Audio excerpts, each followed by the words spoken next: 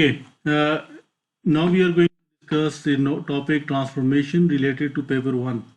अब ट्रांसफॉर्मेशन की कुछ टिप्स आपने याद रखनी है. नंबर वन इज़ कि आपके पास चार टाइप की ट्रांसफॉर्मेशन है जो आ सकती है. सबसे पहले है आपके पास इनलार्जमेंट. ठीक है. अब इनलार्जमेंट में हमेशा आपने ये बात याद रखनी, नाम से पता चल रहा है कि इसमें आपके ऑब्जेक्ट का साइज इंक्रीज या डिक्रीज हो रहा होगा. तो अब हम अब इनलार्जमेंट की ट्रांसफॉर्मेशन मैट्रिक्स क्या होगी. इसकी ट्रांसफॉर्मेशन मैट्रिक्स हमेशा के 0 0 के होगी. इट मीन्स कि अगर आपके पास डायगनल एलिमेंट सेम हो और नॉन डायगनल एलिमेंट्स जो है वो ओरिजिन पे हो या सेंटर, इसका मतलब क्या होता है कि आपका स्केल फैक्टर आपके पास के है और आपके जो सेंटर ऑफ इनलार्जमेंट है दैट इज ओरिजिन या 0 0. क्लियर. अब इसमें एक दो पॉइंट्स आपने याद रखने हैं. पहली बात तो ये है कि आपके के जो स्केल फैक्टर की वैल्यू है ये आपको बहुत कुछ बता रहा होगा. पहली बात इसमें फर्स्ट पॉइंट ये है कि अगर आपके पास स्केल फैक्टर ग्रेटर देन 1 हो या स्केल फैक्टर पॉजिटिव हो तो इसका मतलब ये होता है कि आपका जो इमेज है, पहली चीज़ तो याद रखो कि ऑब्जेक्ट क्या है आपके पास. ओरिजिनल शेप को के लिए मैं वर्ड ऑब्जेक्ट का यूज़ कर रहा हूँ और फाइनल शेप के लिए मैं वर्ड इमेज का यूज़ कर रहा हूँ. ठीक है. ट्रांसफॉर्म मीन्स टू चेंज होने के बाद जो शेप आ रही है उसके लिए मैं वर्ड इमेज का यूज़ कर रहा हूँ. अब जब भी के की वैल्यू ग्रेटर देन 1 होगी इसका मतलब ये होगा कि image is greater than object. Image is greater than object मतलब ये है कि आपका ओरिजिनल शेप का साइज क्या हो रहा है, इंक्रीज हो रहा है. दूसरी बात इसमें ये याद रखनी है जब स्केल फैक्टर की केस में जब आपके पास स्केल फैक्टर पॉजिटिव होगा, स्केल फैक्टर अगर आपके पास पॉजिटिव हो इसका मतलब ये है कि ऑब्जेक्ट और इमेज जो है वो एक ही तरफ है. मतलब ये है कि अगर सेंटर ऑफ एनलार्जमेंट इस तरफ है, ऑब्जेक्ट अगर यहाँ पे है तो इमेज भी इसी साइड पे होगी. ऑब्जेक्ट अगर इस साइड पे है तो इमेज भी इसी साइड पे होगी. ठीक है. देन नेक्स्ट इसमें ये याद रखें कि अगर आपके पास सेकंड केस ये हो सकता है कि के की वैल्यू आपके पास बिटवीन 0 और 1 हो. ठीक है. अगर 0 और 1 होगा तो 0 और 1 के केस 0 और 1 के दरमियान कोई भी फ्रैक्शनल नंबर होगा या डेसिमल में होगा, इसका मतलब ये होगा कि your object is greater than image. In other words आप ये लिख सकते हो कि इमेज आपका क्या हो रहा होगा, स्मॉल हो रहा होगा. इसमें इमेज क्या हो रहा है, इंक्रीज हो रहा है. ठीक है. ओके. दूसरी इसमें अब एक बात इसमें याद रखने वाली है कि अगर आपका स्केल फैक्टर नेगेटिव होगा, अगर स्केल फैक्टर नेगेटिव होगा तो इस केस में इसका क्या मतलब है. अगर स्केल फैक्टर आपके पास नेगेटिव है इट मीन्स कि आपका ऑब्जेक्ट अगर इस तरफ है सेंटर ऑफ इनलार्जमेंट के तो इमेज दूसरी साइड पे होगा. ठीक है. अगर इस साइड पे ऑब्जेक्ट है तो इस साइड पे इमेज होगा.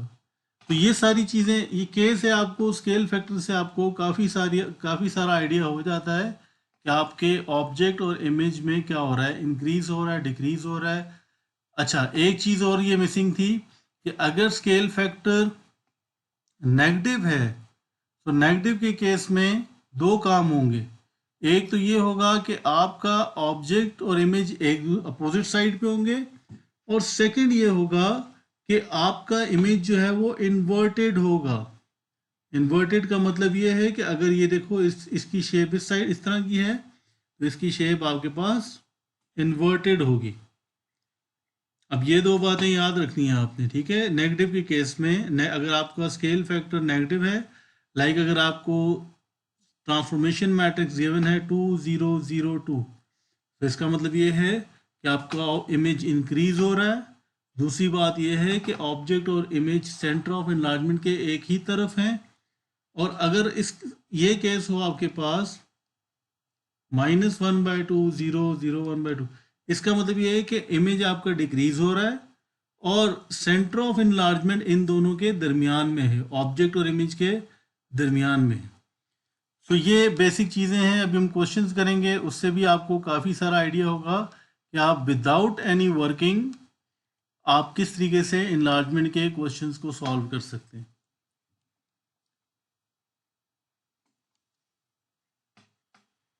Okay, then the second type is translation. So translation में आपके पास क्या हो रहा होता है, ऑब्जेक्ट और इमेज क्या होते हैं, शिफ्ट हो रहे होते हैं, ठीक है। और इसमें आपके पास ट्रांसलेशन मैट्रिक्स हमेशा इस फॉर्म में होती है, कॉलम वेक्टर की फॉर्म में होती है। नेक्स्ट है आपके पास रोटेशन। अब रोटेशन की ट्रांसलेशन मैट्रिक्स निकालने के लिए आपको मैंने एक चीज़ बताई थी। पेपर 1 में यूजुअली इस तरह के क्वेश्चन नहीं आते, बट फिर भी आपको इस पर एक लिंक शेयर किया हुआ है, वो आप देख लें। इसमें आपको ये सारी चीज़ें बताई थी कि रोटेशन के अंदर आप ट्रांसलेशन मैट्रिसेस यहाँ से निकाल सकते हैं। देन आपके पास रोटेशन के बाद नेक्स्ट है आपके पास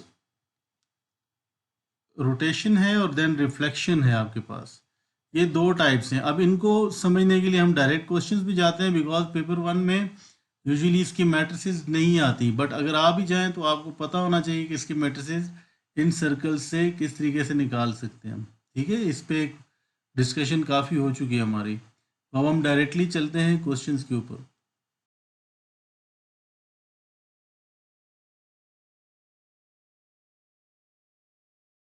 Okay, now let's move on to the questions, past paper questions related to paper 1। अब ये सारे क्वेश्चन जो है पेपर 1 से हैं। पहले हम एक बेसिक लेवल का क्वेश्चन करते हैं ताकि सबको एक थोड़ा सा आइडिया हो जाए कि इसके क्वेश्चंस आते किस तरह हैं। फिर हम इंटरमीडिएट और फिर एडवांस लेवल क्वेश्चंस करेंगे। Now the diagram shows the line segment A B, find the coordinates of the mid point. अब ये देखें मिड पॉइंट का क्वेश्चन आ गया है। So दो पॉइंट्स हैं आपके पास, one is 2 and 3, the other one is 5 and 4। So mid point का फॉर्मूला हमेशा आपके पास क्या होगा, mid point will be equals to 2 + 5 divided by 2। ये x कोऑर्डिनेट को आपने ऐड करके डिवाइड बाय 2 किया और फिर y कोऑर्डिनेट को आप ऐड करके डिवाइड बाय 2 करेंगे। तो this will be equals to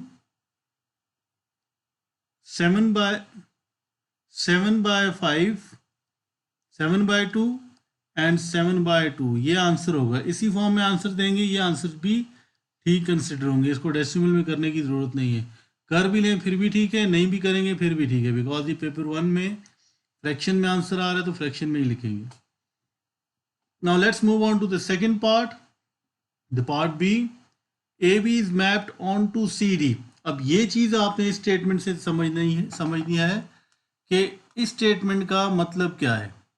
A B is mapped on to C D by the translation.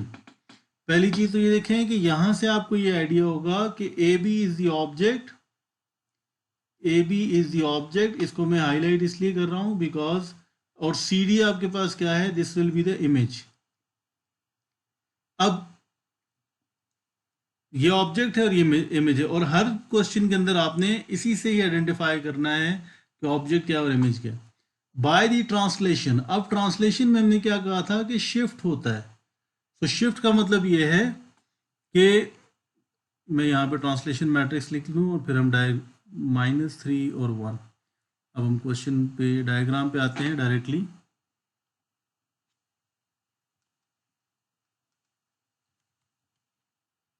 Okay, -3 and 1.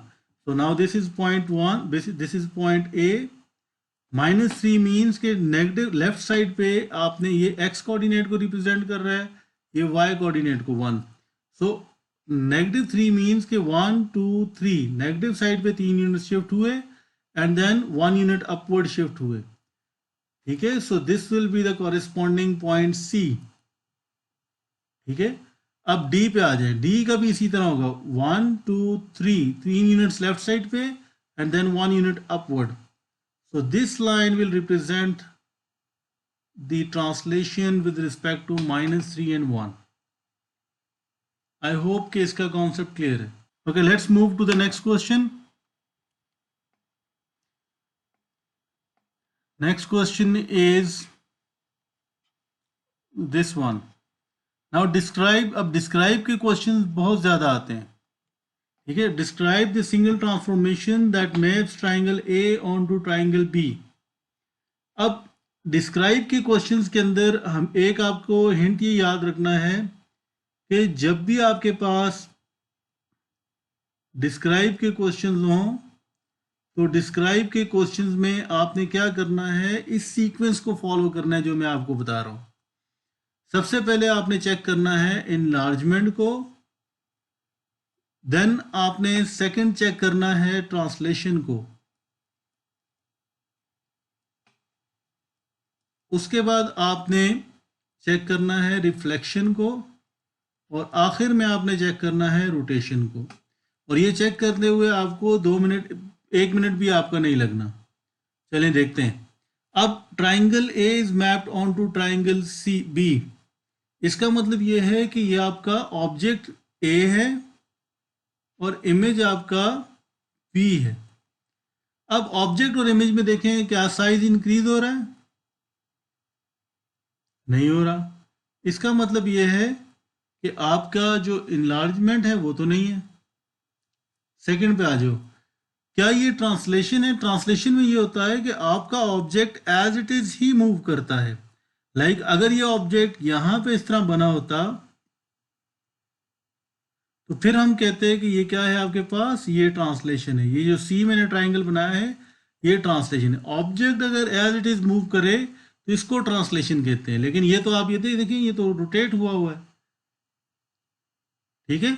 अब बज़ाहिर हमें ये लग रहा है कि ये रोटेशन है, लेकिन हम थर्ड स्टेप आप ये देखोगे, जैसे मैंने भी ये वर्ड यूज किया कि ये रोटेट हुआ है, बट ये देखते हैं कि क्या ये रोटेशन है या ये आपके पास रिफ्लेक्शन है.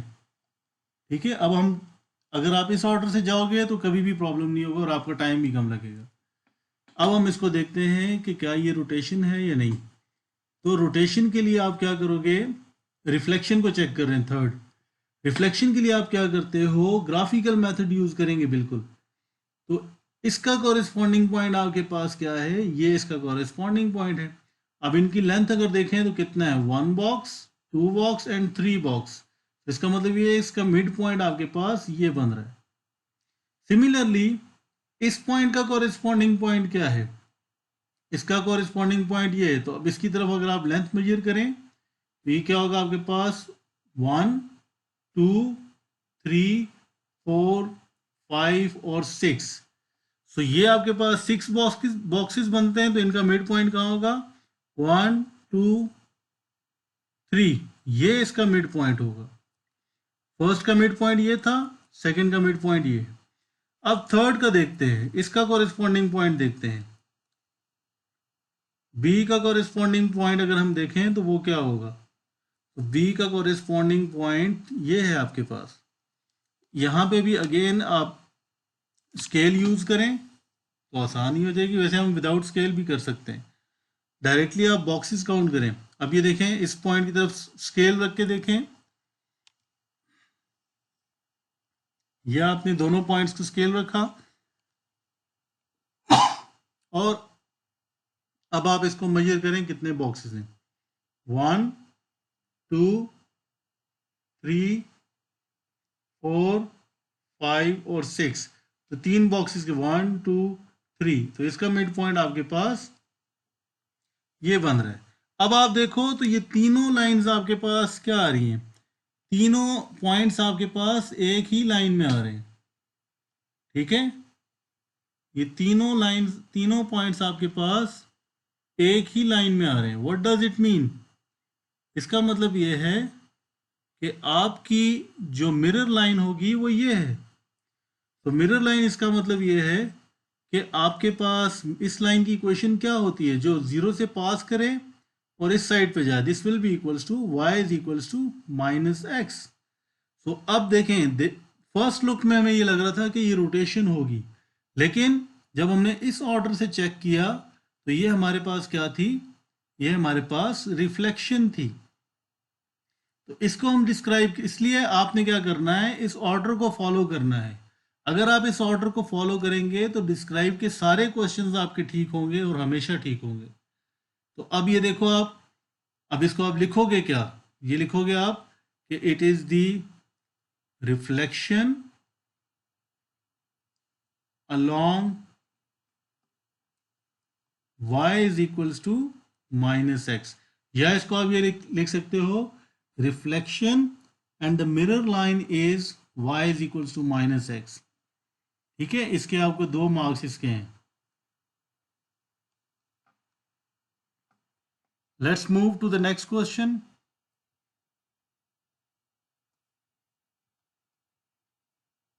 अब नेक्स्ट क्वेश्चन आपके पास क्या है, ये आपके पास नेक्स्ट क्वेश्चन है।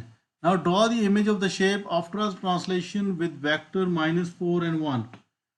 अब ये आपके पास ऑब्जेक्ट है, एक तरीका तो ये है। अब देखो इसके 5 पॉइंट्स हैं, अगर इसको इसकी मैट्रिक्स बनाओगे, उसको ट्रांसफॉर्मेशन मैट्रिक्स के साथ मल्टीप्लाई करोगे, इमेज पॉइंट आएगा। और ये मार्क्स कितने का है, 1 मार्क का क्वेश्चन है। दूसरा तरीका ये है कि डायरेक्टली आप ट्रांसलेशन मैट्रिक्स को देखो।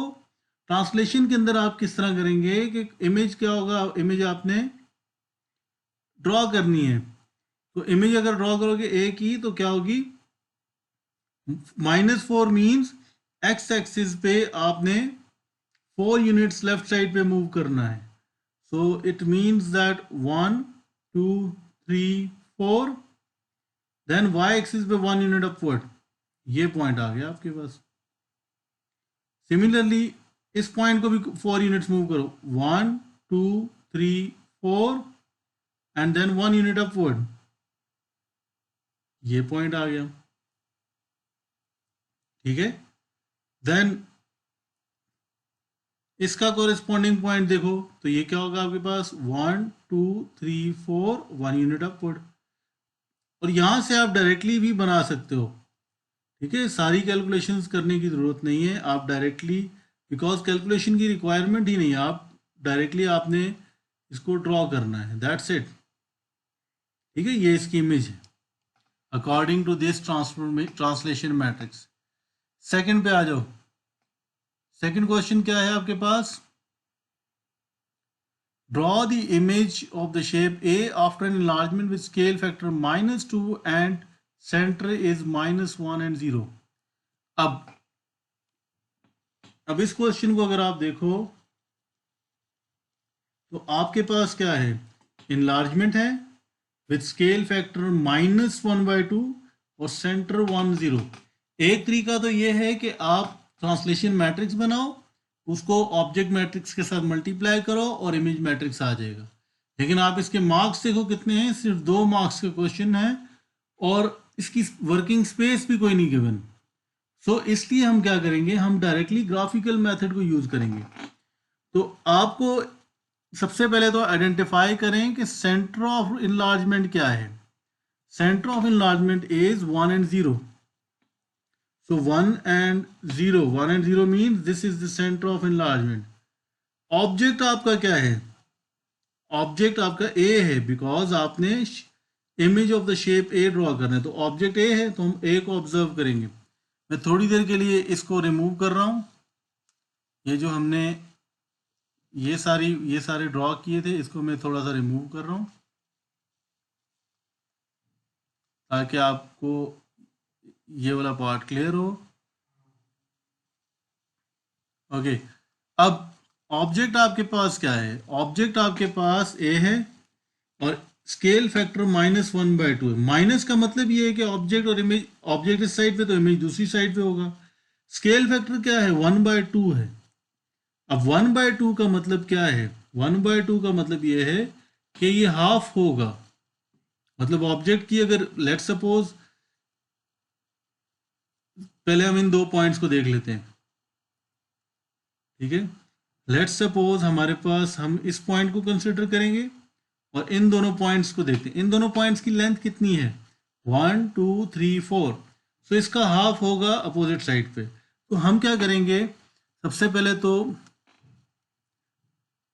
इसको हम कनेक्ट करेंगे with the centre of enlargement, ठीक है। और कनेक्ट करने के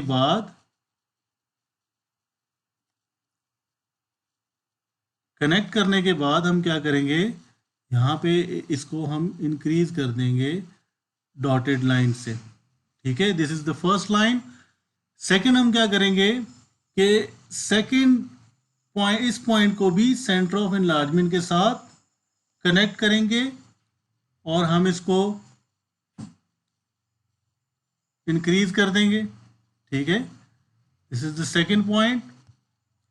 अब आपने ये देखना है, बेशक ये लाइंस ड्रॉ मत करो, बट आपने ये देखना है कि ये लेंथ कितनी थी इन दोनों के दरमियान, ऑब्जेक्ट में 4 की। तो जहां पे 2 का डिफरेंस आएगा वो आपके पास लेंथ क्या होगी, वो रिक्वायर्ड लेंथ होगी। सो टू यूनिट्स का डिफरेंस इन दो पॉइंट्स पे आ रहा है, इस पॉइंट पे और इस पॉइंट पे आ रहा है। 1 बॉक्स 2 बॉक्स, सो ये लेंथ आपके पास 2 यूनिट्स है। तो इसका मतलब है ये लाइन तो हमने डिफाइन कर दी। सेकेंड हम देखते हैं इसको, इस पॉइंट को और इस पॉइंट में लेंथ कितनी है आपके पास, 2 यूनिट्स। तो इसको भी अगर आप इंक्रीज करेंगे तो यहां से यहां तक की लेंथ कितनी आनी चाहिए, 1 यूनिट का डिफरेंस आना चाहिए। क्लियर। थर्ड हम देखते हैं इन दो पॉइंट्स को, एक इस पॉइंट को और सेकेंड हम इस पॉइंट को देखते हैं। इस पॉइंट के लिए तो हमने लाइन ड्रॉ की हुई है, रेड लाइन। इस पॉइंट के लिए हमने लेंथ देखी, तो ये लेंथ है आपके पास। इनकी लेंथ कितनी आ रही है, 2 यूनिट्स। तो 1 यूनिट कहां पे आ रही है, so this will be the final answer। इसमें ये थोड़ी सी इसको करेक्ट कर लें कि ये 2 पॉइंट्स तो आपने डिफाइन कर दिए थे, ठीक है। अब अगर आप इस पॉइंट के दरमियान और मतलब अगर आप इस लाइन को देखें तो ये पॉइंट आ रहा है। अब ये जिसको मैं सर्कल कर रहा हूं, बल्कि मैं रिमूव करके दोबारा करता हूं इसको, कि जिन 2 पॉइंट्स को मैं रिमूव कर रहा हूं इनको ज़रा दोबारा देखें कि इस पॉइंट पे और इस पॉइंट की पे आप अगर लाइंस को ड्रॉ करें तो एक ये लाइन जा रही है, तो यहाँ पे ये गैप डिफरेंस कितना है, 2 यूनिट्स का डिफरेंस है। तो यहाँ पे डिफरेंस 1 का कहाँ आ रहा है, ये इस पॉइंट पे आ रहा है। तो आपकी जो फाइनल शेप होगी वो ये होगी, this will be the final shape. Let's move on to the next question, the part C. Triangle A is mapped onto shape B by a single transformation P. Describe fully the single transformation.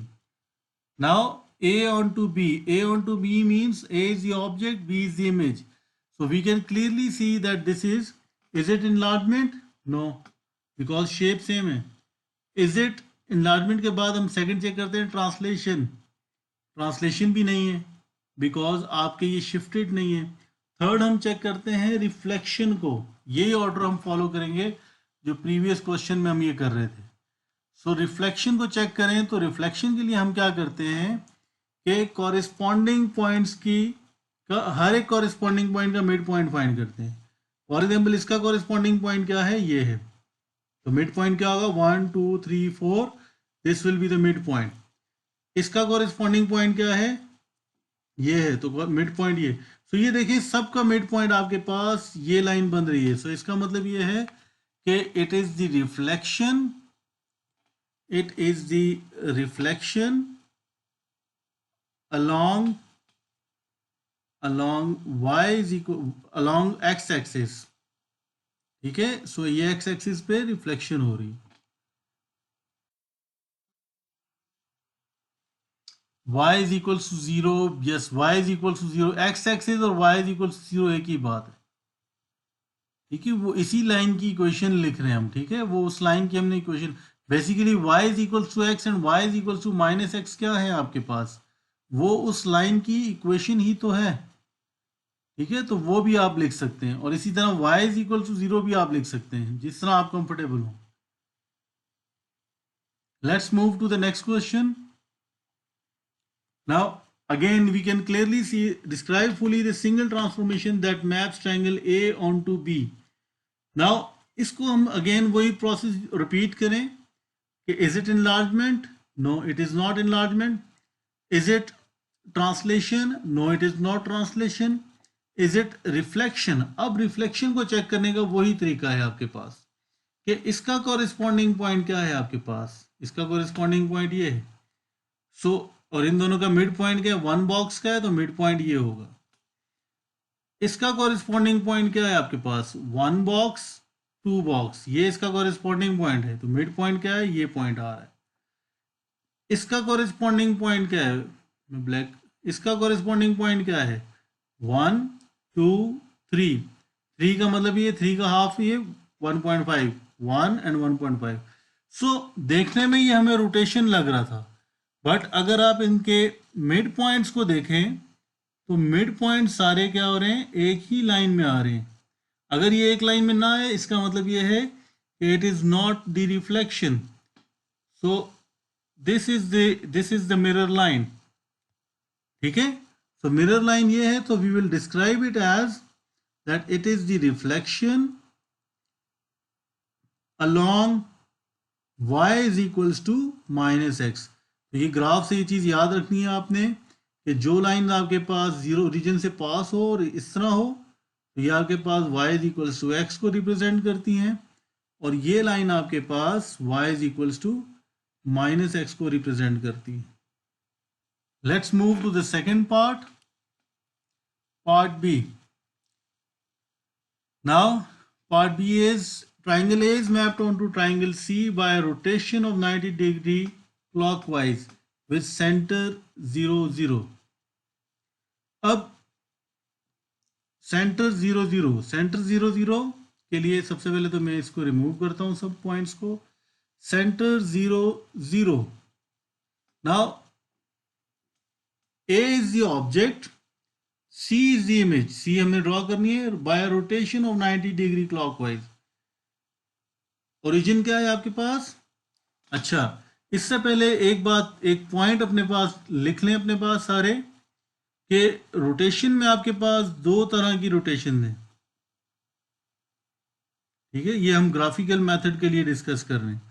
Rotation में आपके पास एक है आपके पास 90 degree के लिए, और second है आपके पास 180 डिग्री के लिए.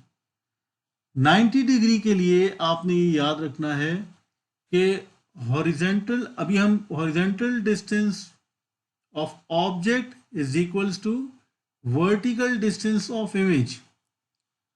Vertical distance of image is equals to horizontal distance of object.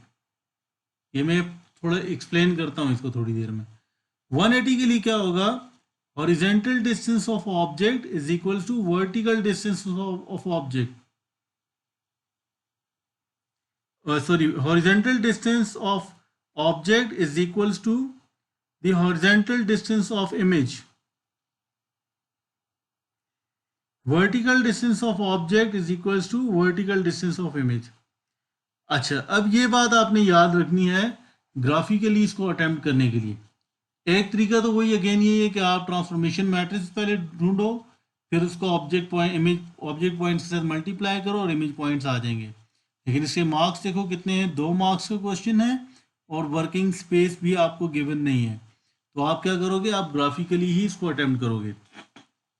तो सबसे पहले सेंटर क्या है आपके पास, 0 0, ये आपके पास सेंटर है. अब इस ऑब्जेक्ट ए है आपके पास, इमेज आपने सी ड्रॉ करनी है 90 डिग्री क्लॉकवाइज. 90 डिग्री क्लॉकवाइज का मतलब ये है कि हमने इन रूल्स को फॉलो करना है. हर एक कॉरेस्पॉन्डिंग पॉइंट्स को देखते जाओ. अब इस कॉरेस्पॉन्डिंग पॉइंट का आपके पास अगर आप देखो तो ये डिस्टेंस कितना है, वर्टिकल डिस्टेंस.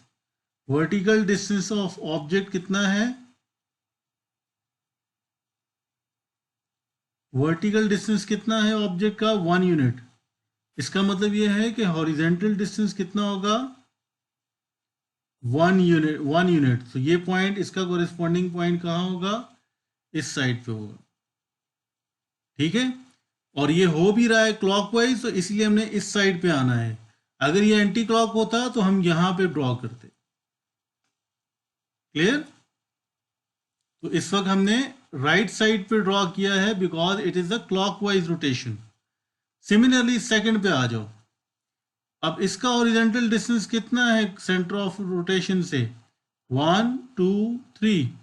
तो इसका वर्टिकल डिस्टेंस 3 है, तो हॉरिजॉन्टल डिस्टेंस इमेज की तरफ कितना होगा? 1 2 3। देन इसको देखो आप। अच्छा, ये क्वेश्चन आसान है, आप डायरेक्टली भी ड्रॉ कर सकते हो, लेकिन इसमें आप ये वाला कॉन्सेप्ट समझने की कोशिश करो ताकि एडवांस लेवल क्वेश्चन में आपको आसानी हो। अब इसमें अगर आप देखो, मैं इन पॉइंट्स को रिमूव कर रहा हूं। लास्ट वन के लिए देखो जरा। लास्ट वन आपके पास इसका कॉरेस्पॉन्डिंग पॉइंट देख रहे हैं अभी हम। तो इसके लिए आप देखो तो आपके पास क्या होगा? वर्टिकल डिस्टेंस कितना है टूवर्ड्स सेंटर ऑफ एनलार्जमेंट? 1 2 3। तो horizontal distance centre of enlargement से कितना होगा? 1 2 3। और यहाँ पे देखो तो हॉरिजॉन्टल डिस्टेंस कितना है with towards the centre of enlargement? 1 unit है। तो वर्टिकल डिस्टेंस ये 1 होगा। तो आपके पास जो इसकी इमेज बनेगी वो ये शेप बनेगी आपके पास। आई होप कि इसका कॉन्सेप्ट क्लियर है। You are absolutely right. इसमें हमने एक थोड़ी सी की है, यहाँ तक तो बात ठीक थी। तो इस पॉइंट का अगर दोबारा कॉरेस्पॉन्डिंग पॉइंट देखें तो ये वर्टिकल डिस्टेंस कितने? 1 2। वर्टिकल डिस्टेंस 3 यूनिट था, तो हॉरिजॉन्टल डिस्टेंस 3 यूनिट्स। इसका ये वाला डिस्टेंस जो है ना 1 यूनिट, ये तो हॉरिजॉन्टल डिस्टेंस है। तो हॉरिजॉन्टल डिस्टेंस है तो इसका वर्टिकल डिस्टेंस ये होगा। तो आपकी जो शेप बनेगी सी की वो ये बनेगी। आई होप के इट्स क्लियर। और देखें तो आप हम इसी रूल को उसको यूज कर रहे हैं। ऑल्दो कि इस क्वेश्चन के अंदर तो आप डायरेक्टली भी बना सकते हो, लेकिन कोशिश करो कि इस रूल को समझो ताकि एडवांस लेवल क्वेश्चन में प्रॉब्लम ना हो। So let's move to the next question. Okay, now next question is this one. Triangle A is mapped onto triangle B by a translation followed by an enlargement with center 10 and -4. Now इस question से हम कोशिश करेंगे कि enlargement का एक concept समझें कि जब आपको ऑब्जेक्ट और इमेज गिवन हो तो आपने स्केल फैक्टर किस तरह निकालना है, और हम कोशिश करेंगे कि इसमें यह भी देखें कि सेंटर ऑफ एनलार्जमेंट किस तरह निकालना है। अब ऑब्जेक्ट आपके पास क्या है? ये है, और इमेज ये है। तो स्केल फैक्टर किस तरह निकालते हैं? स्केल फैक्टर के लिए आप किसी भी दो कॉरेस्पॉन्डिंग साइड्स को कंपेयर करते हो। करते क्या हो कि size of image divided by size of object. Size of image divided by size of object. अब इमेज लेट सपोज हम इस साइड को, इस हॉरिजॉन्टल साइड को कंपेयर करें, तो इमेज का आपको लेंथ कितनी है इसकी? 1 बी आपका इमेज है। अच्छा, ये याद रखना है। तो 1 2 3 4 5 6। तो 6 डिवाइडेड बाय इमेज का ऑब्जेक्ट क्या है? 1 2 3 divided by 3। So 3 and 3 to that. तो स्केल फैक्टर क्या है आपके पास? स्केल फैक्टर 2 है। अब स्केल फैक्टर तो आपके पास आ गए, ऑल्दो इस क्वेश्चन में नहीं पूछा हुआ, लेकिन यहां से हम सेंटर ऑफ एनलार्जमेंट भी निकाल सकते हैं। अब सेंटर ऑफ एनलार्जमेंट निकालने के लिए हम क्या करेंगे? हम ये करेंगे कि कॉरेस्पॉन्डिंग पॉइंट्स को कनेक्ट करेंगे, और जिस पॉइंट पे सारी लाइंस इंटरसेक्ट करे वो हमारा सेंटर ऑफ एनलार्जमेंट होगा। आई होप कि आपको थोड़ा सा याद आ रहा होगा। सो लेट्स सपोज इन दोनों पॉइंट्स को कनेक्ट किया, और फिर हमने इन दोनों पॉइंट्स को कनेक्ट किया। इन दोनों पॉइंट्स को कनेक्ट करें।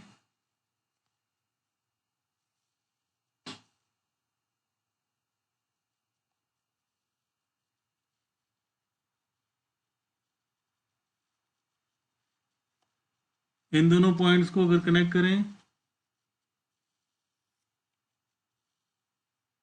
देन हम लास्ट दोनों पॉइंट्स को कनेक्ट करें, तो आपको डायरेक्टली ये नज़र आ रहा है कि सेंटर ऑफ एनलार्जमेंट क्या है आपके पास। तो इस केस में आपका सेंटर ऑफ एनलार्जमेंट देखो, that will be at this point जहाँ पे तीनों लाइंस इंटरसेक्ट कर रही हैं.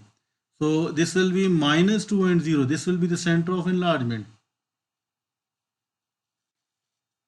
Let's move to the next part.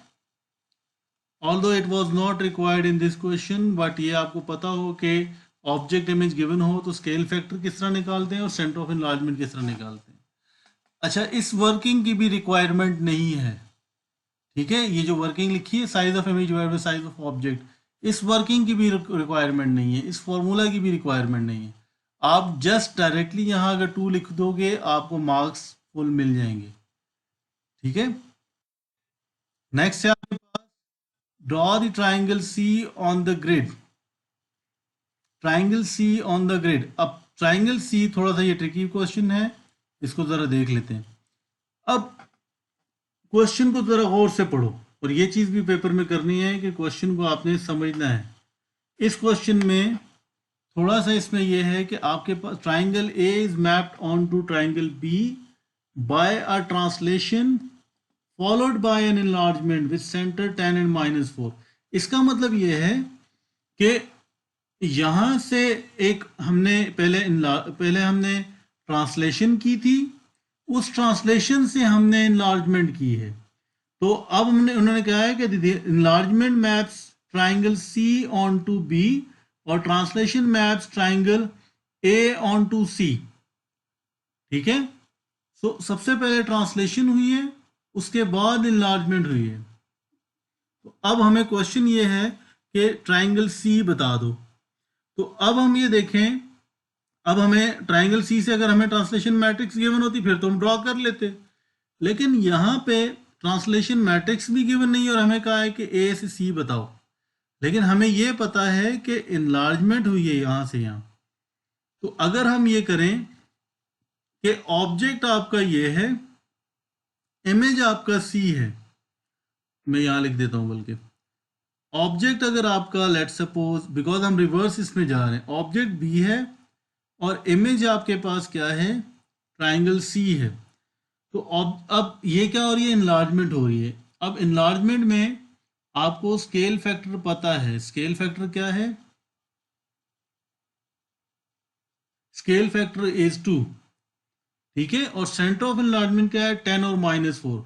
अब यहां आपने कैलकुलेशंस नहीं करनी, यहां आपने क्या करना है, डायरेक्टली हम ग्राफिकल मेथड को यूज करके ड्रॉ करेंगे. ठीक है, और एक चीज और का ख्याल रखना है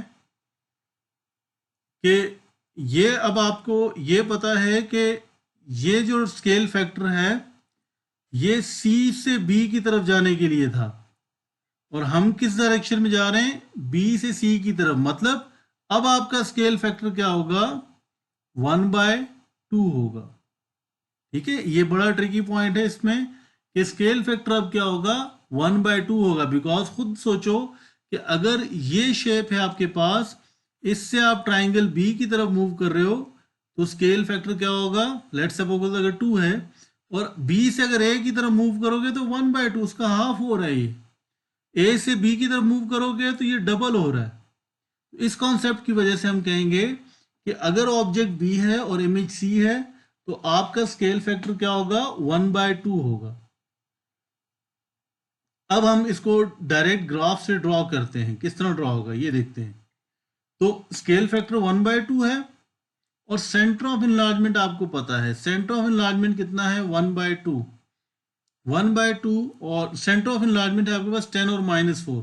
अब 10 और -4 कहाँ पे है, इस पॉइंट के ऊपर है. ठीक है, ये पॉइंट आपके पास सेंटर ऑफ इनलार्जमेंट है.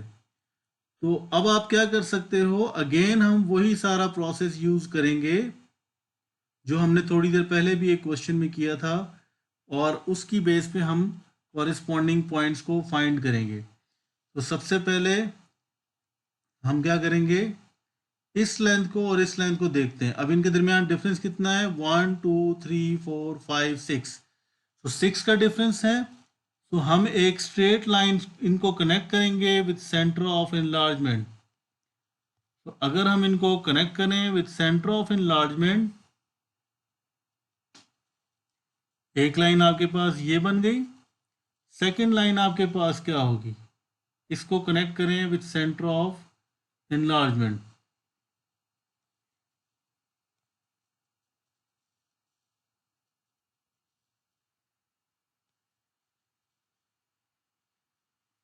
ये पॉइंट है, तो ये ऑलमोस्ट ये बन रहा है। ओके, अब इन दोनों के दरमियान अगर आप लेंथ देखें कितनी, 1 2 3 4 5 6, सो 3 की लेंथ कहाँ आ रही है, इस पॉइंट पे आ रही है, इस पॉइंट पे और इस पॉइंट पे आ रही है। ठीक है, ये जो दो मैंने स्ट्रेट लाइंस ड्रॉ की हैं इसकी रिक्वायरमेंट नहीं है, तो हम इसको डिलीट कर देते हैं, बिकॉज ये आपकी उसकी क्वेश्चन की रिक्वायरमेंट नहीं है।